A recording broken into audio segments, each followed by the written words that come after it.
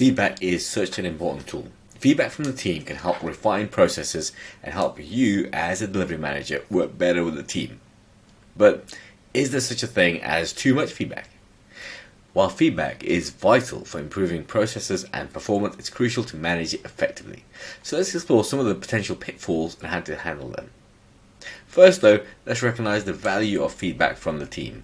Team members provide crucial insights into project execution, process improvements and overall team dynamics. Their feedback can help you as a delivery manager to make informed decisions and foster a more collaborative environment. However, there is a real risk of feedback overload. When a delivery manager receives too much feedback, it can become overwhelming.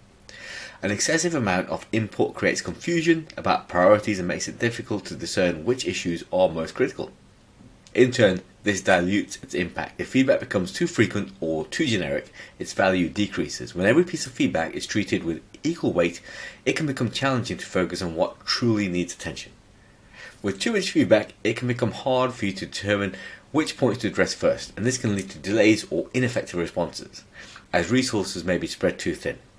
So what can potentially happen is that you get a ton of feedback in, and it's all good feedback, it's great feedback, there's a lot of work to do.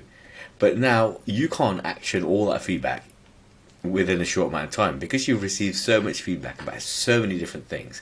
You now have to action it one by one or two items perhaps at once, but you're limited in how much you can action at the same time because there's a lot of work within your day-to-day and you're actioning, changing processes, you're getting people on board with these processes. It can be a slow process, so you can't be I'm going to action one thing a day and get it done by the end of a week. The wider the range of feedback you receive, the more that you have to delay responding to that feedback. And that's what the risk of overload is, because you have feedback. You then have so much feedback that actually, which one do you work on first? Okay, you choose some to work on first, but that's not a priority for everyone on the team. So part of the team will then think, oh, I gave our DM feedback on this aspect. They've not even looked at it, and now they're working on some other aspect. And this is where controlling that feedback comes into play. So you ask for specific feedback, a small amount of specific feedback on a certain area, which you then action. And then you move on, and so on. You have to pace yourself. The other reason to pace yourself is that constantly asking for feedback leads to feedback fatigue. If team members feel that their input is always being requested but never acted on, they'll become disengaged or less motivated to provide those valuable insights. And also, to manage that feedback, you should really set up clear channels for submission. Determine specific times or specific methods for providing feedback. It might be just through retrospectives, or it might be through structured surveys.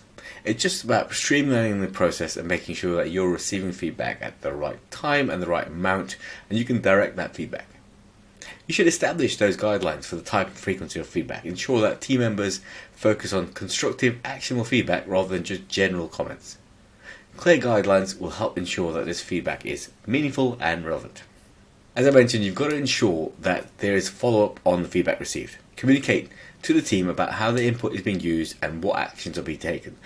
Don't worry about repeating yourself. You want to just get that message across that action is being taken. There might be things that are going to be delayed. Often, for example, during the months of August, there's a lot of absences. So you want to hold off on actioning things that require the whole team because there's so many absences. So you can continue to mention if there's outstanding things that you want to work on throughout that month of August. You might even put a placeholder meeting in for September to say, look, yes, we wanted to work on, the workflow. So I put in a session, but I put it in September because of the large amount of absences that we have in August. Just being transparent just helps to maintain that trust and it encourages continued participation. So to sum up, feedback is crucial. Getting feedback, actioning feedback is crucial, but over-encouraging it can lead to issues such as dilution of effort, feedback fatigue, overload, and so on. So you've got to set clear channels, pace that feedback, make it specific about a certain thing, action it, review, move on.